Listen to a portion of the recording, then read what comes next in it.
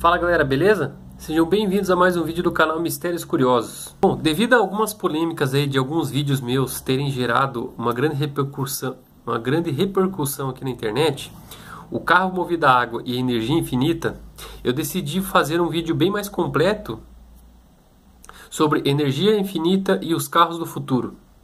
Roda a vinheta.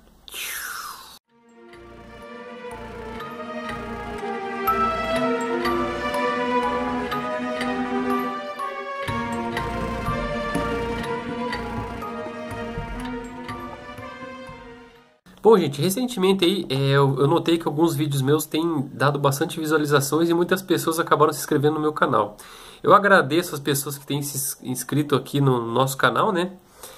E alguns vídeos têm gerado grande polêmica com relação ao vídeo que eu postei sobre a energia infinita.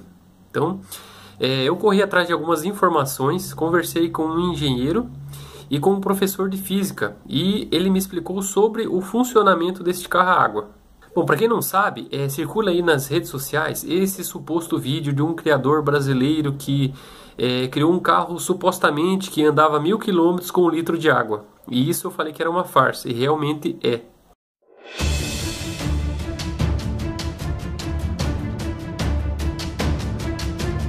Um fato importante é que você precisa de energia para gerar uma nova fonte de energia, mesmo que isso fosse se esse carro fosse movido a hidrogênio. E principalmente devido ao processo de eletrólise que requer uma grande capacidade de energia para que o carro percorra essa quantidade de quilometragem. Bom, segundo alguns dados que eu pesquisei, isso seria quase impossível. Por quê? Seria a mesma coisa que você transformar água em vinho, pois existem diversos processos bem mais fáceis de você transformar água, de separar a água do hidrogênio. Portanto, para você produzir hidrogênio a partir de água, isso demanda muita energia. E essa energia ela não é gratuita, ela é cara.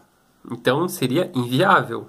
Ou seja, um automóvel com motor mecânico, ou seja, que queima combustível fóssil, ele tem um rendimento pouco variável dependendo de qual seja o combustível utilizado. Bom, segundo alguns cientistas, os mesmos motores que são baseados em hidrogênio, eles têm o mesmo rendimento que os motores a gasolina.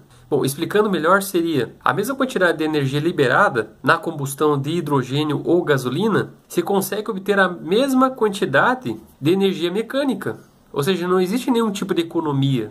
Ou seja, você vai andar a mesma quantidade de quilometragem com outro tipo de combustível. Ou seja, se a gente filtrar 1 litro de água, obteríamos cerca de 110 gramas de hidrogênio.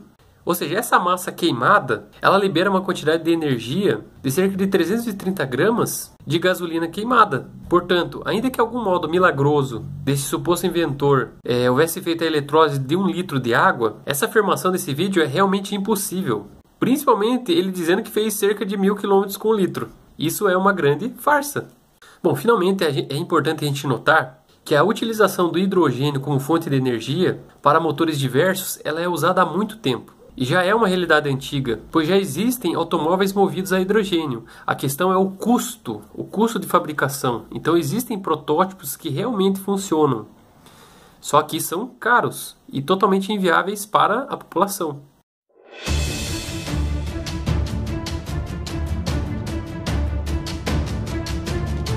Agora vamos falar de um carro que muitas pessoas não conhecem, mas já é realidade há muito tempo, que é o carro movido a lenha. Pois essa tecnologia ela já existe desde a década de 20. Pois é, eu vou colocar o vídeo dessa reportagem aqui no canal, beleza? No escapamento, fumaça branca. Mas calma, essa não é daquelas de dar dor de cabeça. E não quer dizer que o motor está dando sinais de problemas. Mas esta também não é a única diferença deste carro para os tradicionais. Todo esse aparato na parte de trás também merece atenção. É ele o responsável por transformar madeira em combustível. Ele usou um sistema de gasificação, ou seja, ele montou um equipamento que produz gás combustível, um sistema já conhecido mundialmente. O aparelho para a produção deste gás, o gasogênio, foi inventado nos anos de 1920 pelo francês Georges Imbert. Uma tecnologia mundialmente conhecida, mas para se encontrar por aqui naquela época era bem difícil. Com 4 sacos de pedaços de madeira, que são restos de marcenaria, é possível fazer uma viagem de Benedito Novo até Florianópolis, por exemplo, cerca de 230 quilômetros. E apesar do velocímetro mostrar 150 quilômetros por hora, Elemer diz que não abusa dos 130 cavalos de potência do motor. Daí eu faço a partida nele na gasolina e automaticamente daí eu passo ele para o gás. Pode ser carvão, pode ser com casca de coco, sabugo de milho, tudo o que queimar vai. Bom, como vocês podem notar, esse carro ele tem uma grande caldeira que é alimentada por biomassa, no caso lenha, madeira.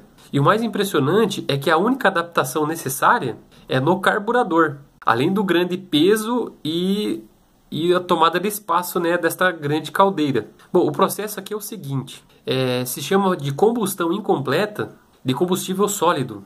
Ou seja, essa queima da biomassa, ela se gaseifica, mas a sua queima ela não consome todo o material. Sendo assim, esses gases resultantes da queima da biomassa são o monóxido de carbono e o hidrogênio, que se acabam misturando durante o processo, formando o que se chama de gás de síntese, que são armazenados em um tanque próprio. É através desse gasogênio que é gerada a combustão que gera força no motor do veículo. Olha que interessante. Bom, esse suposto gasogênio ele já foi usado na Segunda Guerra Mundial. Ele tem um alto índice para ser inflamável, por conta do seu hidrogênio que traz nessa mistura. E ele pode ser injetado diretamente no sistema de combustão do carro. Daí que existe a necessidade de você adaptar este carburador.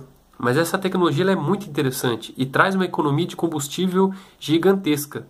A única perca que você vai ter seria o espaço e encontrar lenha para queimar neste veículo.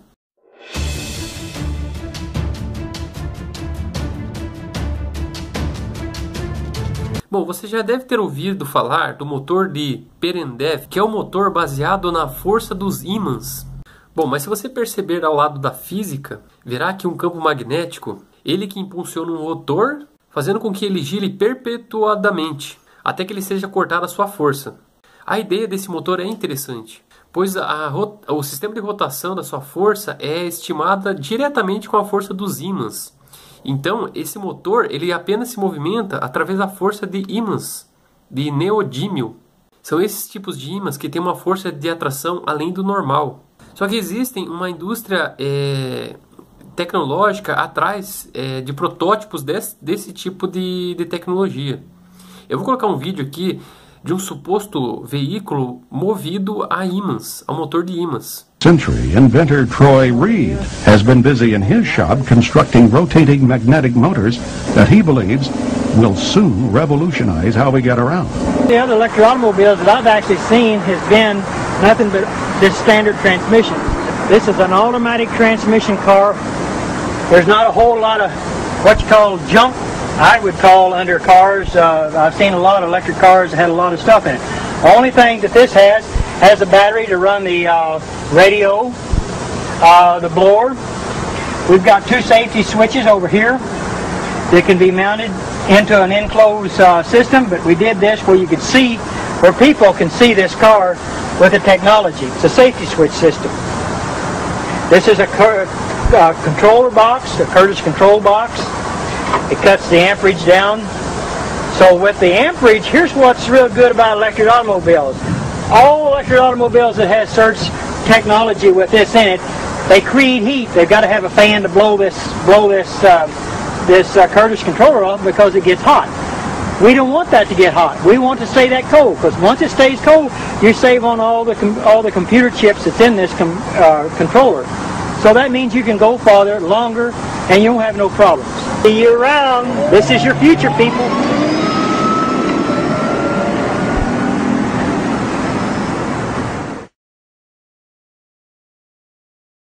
Agora a pergunta que não quer calar, por que os motores de ímãs não funcionam?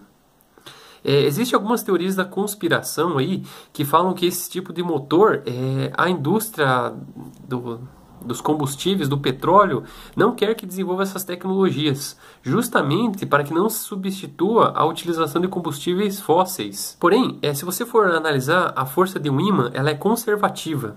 Isso significa que se você pegar um ímã e deslocá-lo entre dois pontos, em um campo magnético, a soma total da energia desprendida é um processo constante e que não depende do caminho ou da velocidade utilizada. Bom, partindo desse pressuposto, você vai precisar de uma origem externa de energia para fazer com que esse tipo de motor funcione. Porque nós temos uma lei básica aqui na Terra, que é a lei da gravidade. Então você precisa de força para gerar você precisa de energia para gerar uma determinada força. Bom, é muito comum alguns inventores ficarem emocionados quando as suas máquinas produzem energia ao longo de um certo ciclo. Mas essas máquinas elas precisam sempre consumir qualquer tipo de energia ao longo do ciclo. Mas essas máquinas elas precisam consumir pelo menos a mesma quantidade com que produzem, para que possa avançar a máquina para um próximo ciclo. Ou seja, não importa quantos ímãs você coloque, pois eles são pesados, tomam espaço e existe um alto custo para ter um motor de ímã. Então esse seria um projeto totalmente inviável. Pois não há a produção de energia do nada. Isso não existe.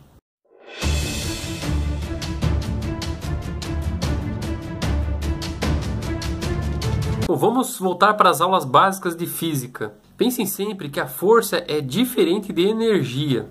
O motor só pode gerar energia quando existe uma força ao mesmo tempo em movimento.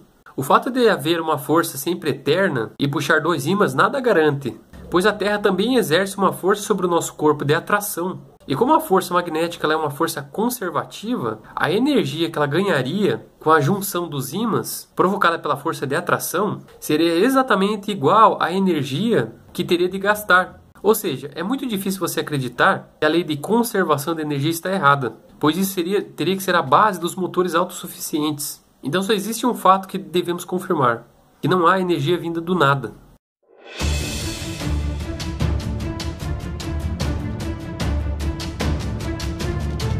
Bom, existe outra tecnologia que tem dominado o mercado e de muitas montadoras, que é o projeto do carro movido a ar. Bom, realmente isso seria algo de ficção científica, mas ele existe. Pois dois engenheiros da PSA, Peugeot, Citroën, eles acreditaram nessa ideia, ao utilizar duas tecnologias bem conhecidas na indústria, o motor a gasolina e o sistema hidráulico.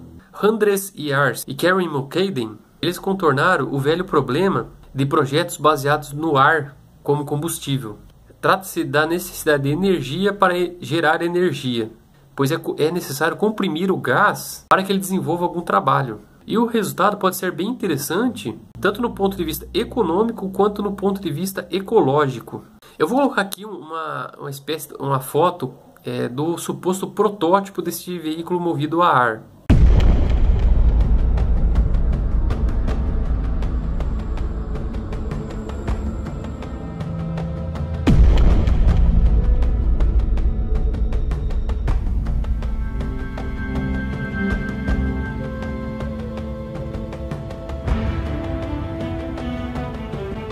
Esse sistema ele é relativamente simples e que é bastante eficiente, pois trata-se de um motor híbrido formado por dois tanques de nitrogênio, uma bomba hidráulica e um motor convencional movido a gasolina. Bom, mesmo assim, o veículo não sendo 100% movido a ar, o projeto Hybrid Air ele garante ser capaz de reduzir o consumo de combustíveis fósseis em cerca de 60%, dependendo da utilização do seu veículo. Eu vou explicar aqui como ele funcionaria.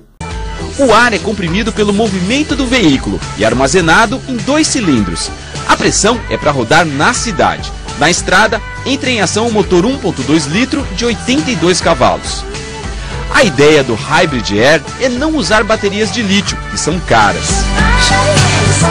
Ele utiliza uma base de nitrogênio comprimido em um tanque de alta pressão. Uma bomba hidráulica e um pistão comprimem esse nitrogênio da forma que o gás ele é liberado através do pressionamento do acelerador. Ou seja, a bomba ela gera como um motor. A energia do fluido hidráulico ele gera força que movimenta as rodas. Uma vez que esse fluido tenha passado pelo motor, ele acaba escorrendo para o acumulador, que vem com menos pressão. e assim cria uma reserva para uma utilização futura. Neste momento, o motor movido a gasolina ele entra em ação em qualquer momento que a aceleração seja anunciada. Ou seja, quando você for subir alguma serra, algo que requer um procedimento maior de força do motor.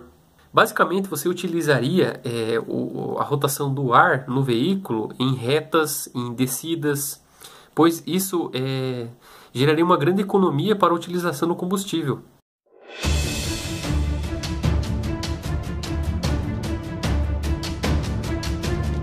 Bom, a tecnologia do carro elétrico ela já é bem antiga, embora muitas pessoas não saibam. O primeiro veículo elétrico ele é datado do ano de 1828. Ele foi construído por Thomas Davenport. Esses primeiros veículos elétricos eles foram adaptados para andarem primeiramente em trilhos. Por incrível que pareça, nesta época já existiam bastante veículos movidos a eletricidade. Porém, como o custo era alto, pois não tinha à disposição eletricidade na época, o custo para ter esses veículos era muito caro. E o declínio ele veio rapidamente com a produção de Henry Ford, quando ele começou a fazer veículos de produção em massa. Sendo assim, ele que iniciou os motores a combustão de combustível fóssil. E nessa época ele acabou fazendo o custo de produção dos veículos diminuir.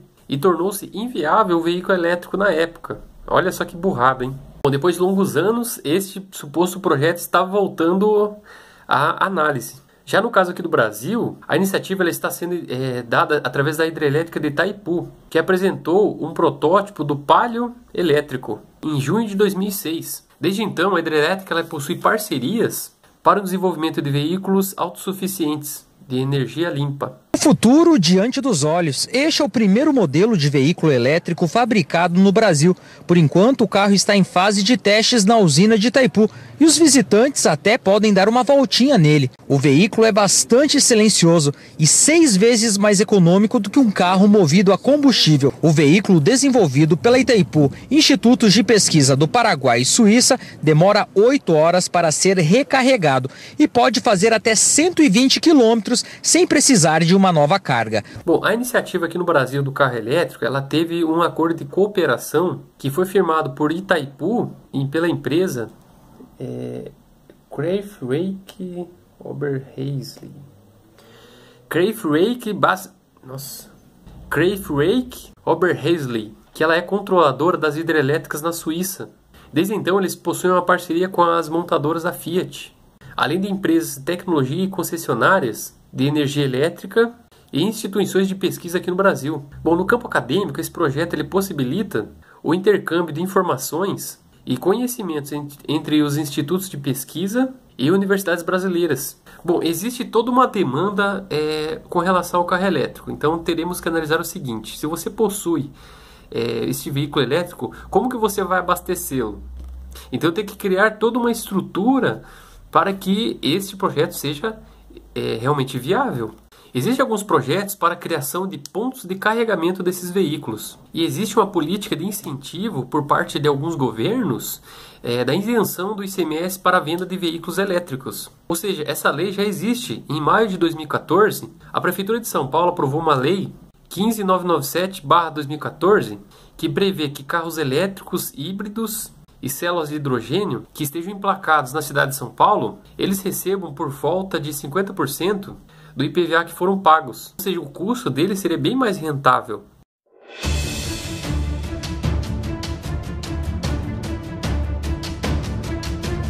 Agora vamos para as vantagens e desvantagens de se ter um carro elétrico.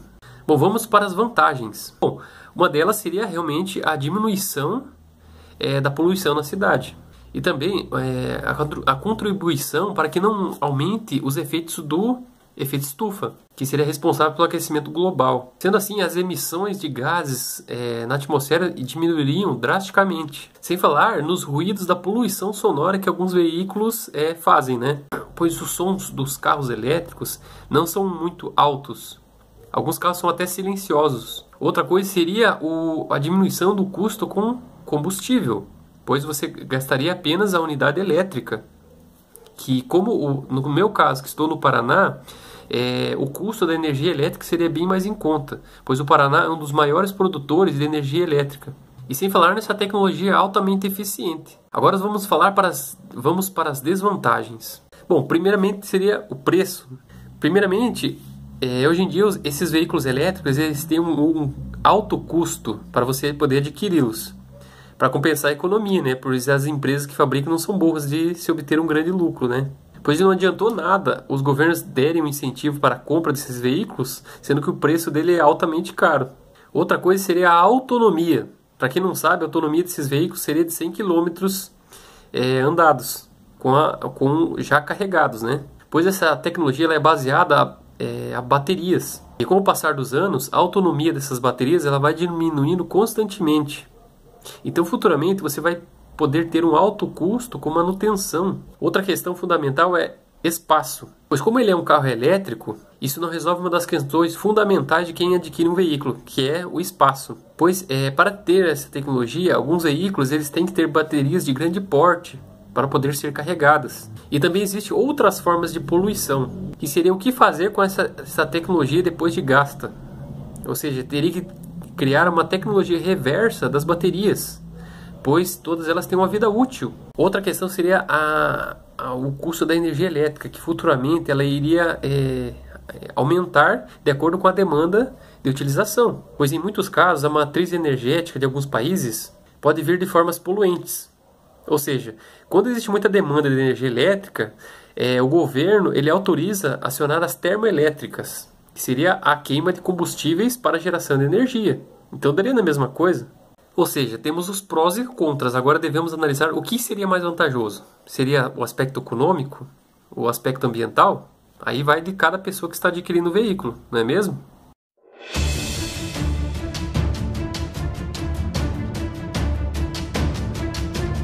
Bom, gente, eu andei pesquisando muito aí novas tecnologias para resolver essa questão de mobilidade e achei um projeto bem interessante, chamado PodRide. Uma relação de um protótipo feito através de uma bicicleta que carrega uma bateria. Eu vou colocar aqui o vídeo de apresentação desse protótipo e é muito interessante.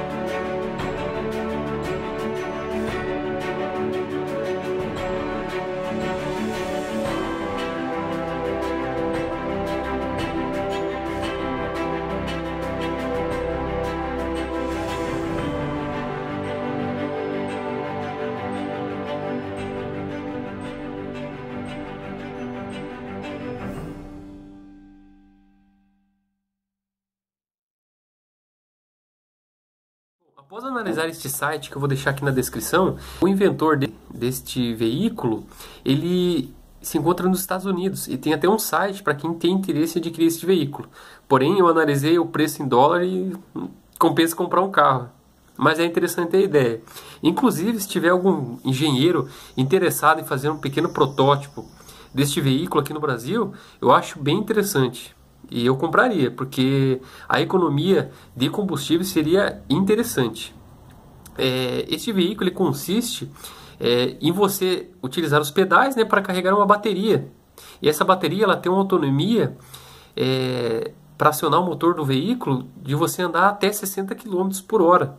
Então, se você tem esse veículo para fazer pequenas distâncias próximas de casa, você teria uma economia muito grande, pois você se exercitaria, não poluiria o meio ambiente. A questão de espaço seria realmente para uma pessoa, mas dá para fazer muitas coisas com esse pequeno veículo. Sem falar que ele tem uma estrutura de uma bicicleta. Então dá para fazer coisas bem interessantes com este pequeno veículo. Sem falar na questão de tamanho, né? Ele é feito para uma única pessoa, mas é um projeto bem interessante. Então, se tiver algum engenheiro aí, por favor, analise essa ideia. Quem sabe não seja interessante trazer aqui para o Brasil, não é mesmo? Bom, gente, espero que tenham tirado algumas de suas dúvidas sobre esses tipos de tecnologia. Se você gostou do vídeo, clique em gostei. Isso vai ajudar muito na divulgação do nosso canal. Se inscreva para receber as nossas atualizações. Compartilhe ele nas redes sociais. Dê um like pra gente, que isso vai ajudar muito na divulgação do nosso canal. Beleza? Bom, então, até o próximo vídeo, galera. Valeu, obrigado.